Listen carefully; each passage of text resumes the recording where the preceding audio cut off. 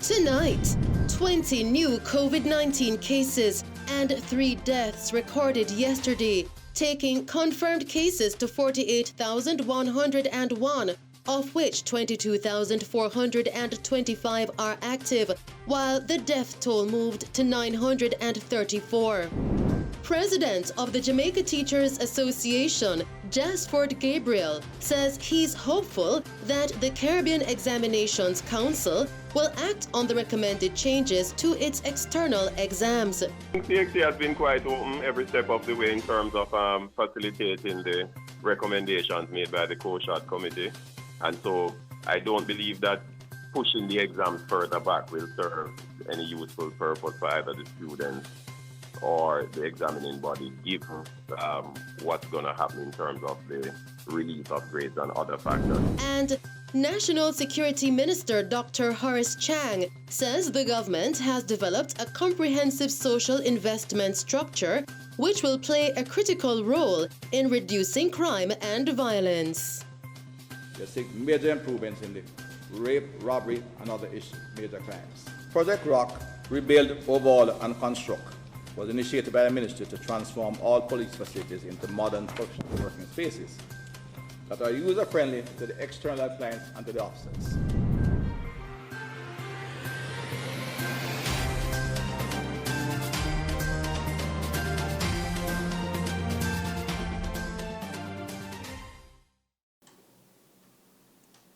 Good evening. The country recorded 20 new COVID-19 cases and 3 deaths yesterday, taking the total of confirmed cases to 48,101, of which 22,425 are active, while the death toll is now 934. The deaths were of 2 persons from Westmoreland, a 67-year-old female and an 83-year-old male, as well as a 43-year-old female from Clarendon. The new cases were recorded in Kingston and St. Andrew with 4 cases, Manchester and Trelawney 1 case each. Portland recorded 2 cases, St. Catherine and Westmoreland 3 cases each, and St. James 6 cases. The new cases range in age from 3 to 74 years, and the gender breakdown is 10 females and 10 males. At the same time, there were 147 recoveries for a total 24,373 recovered persons. 171 patients are currently hospitalized, 14 of whom are critically ill. In other news tonight, President of the Jamaica Teachers Association, JTA, Jasford Gabriel, says he's hopeful the Caribbean Examinations Council, CXC, will act upon the recommended changes to its external exams. His comments follow a call made by the United Nations Children's Emergency Fund, UNICEF. Now, the fund urged the council to consider changes to papers 1 and 2 of the exam and the school-based assessment, SBA. Mr. Gabriel said that the Examination Council has been open to previous recommendations made and added that postponing the exams is not a good idea. I think CXC has been quite open every step of the way in terms of facilitating the recommendations made by the COSHAT committee.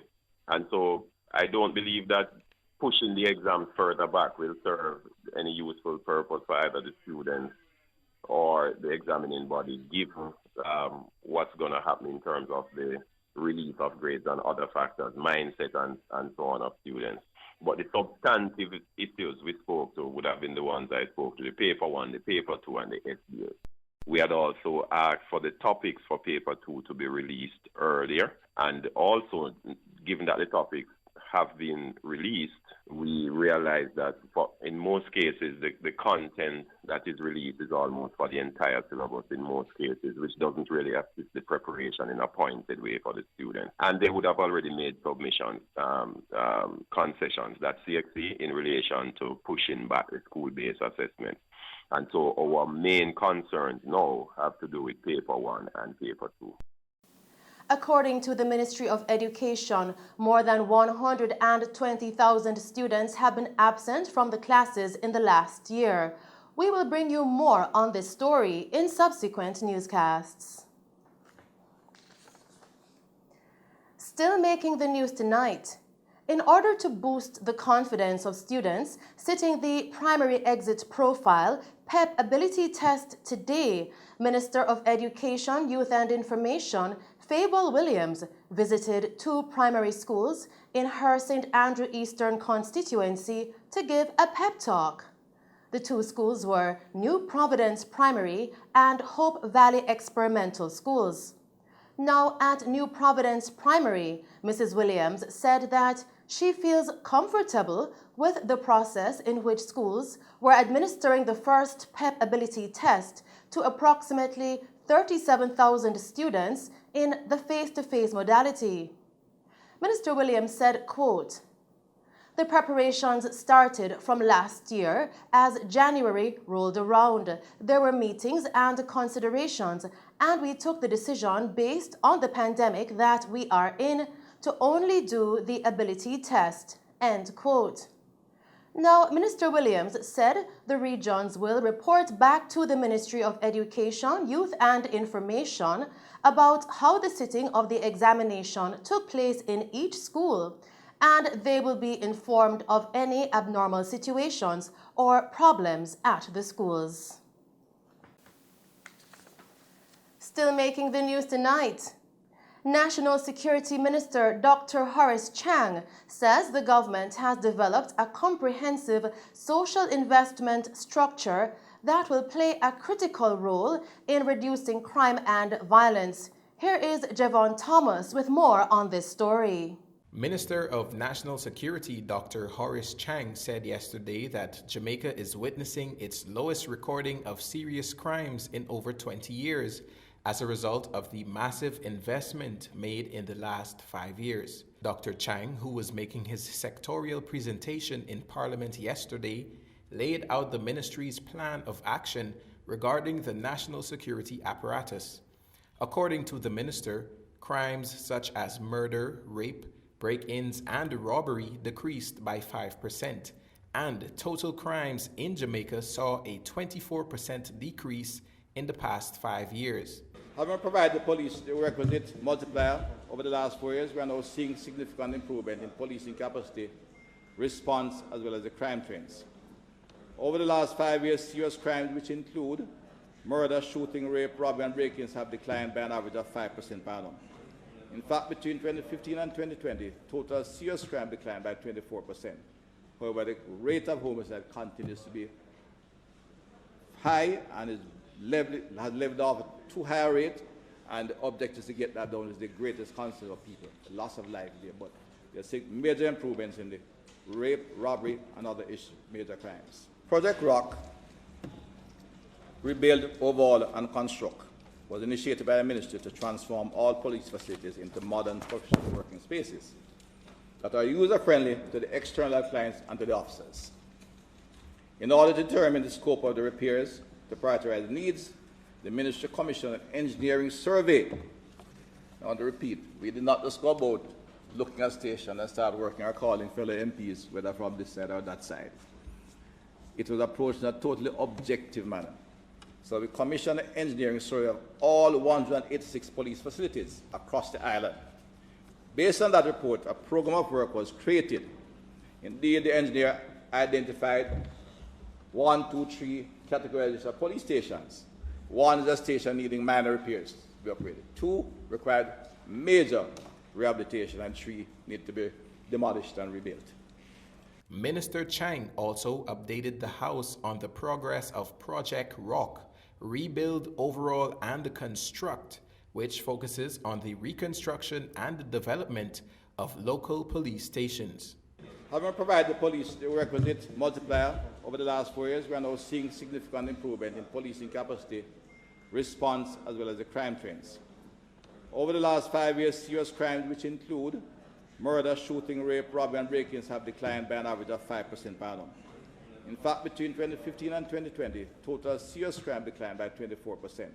However, the rate of homicide continues to be high and has leveled off at too high a rate, and the objective is to get that down is the greatest concern of people, the loss of life there. But there's major improvements in the rape, robbery, and other issues, major crimes. Project ROC will also see the implementation of domestic violence intervention centers, an automated traffic ticketing system, and automotive station management that will continue to decrease the level of crime in Jamaica. Reporting for Mello TV News, I'm Javon Thomas. As we continue with tonight's news, 5 men have been listed as wanted across the Clarendon and West Kingston police divisions as the Jamaica Constabulary Forces Wanted Wednesdays campaign continues. Men listed by the Clarendon Police are O'Dane Mackenzie, 31, also known as Santana Boy, Bad, and Rebel, who is wanted for murder. He is 5 feet 11 inches tall and of dark complexion. Othniel Andre Smith, aged 35, is wanted for murder. He is said to frequent the Four Paths community in the parish. And Kemar Simpson, also known as Little Kemi, and Damien, is wanted for murder. He is said to be about 5 feet 10 inches tall, sports a bald head, and is of dark complexion.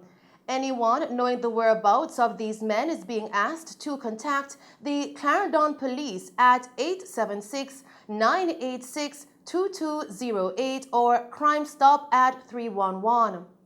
2 men that are listed as wanted by West Kingston Police are Omar Burford, also known as Gunners, who is wanted for murder, and Kieron Angus, 31 years old, also known as Kadula Dula, who is wanted for double murder and shooting.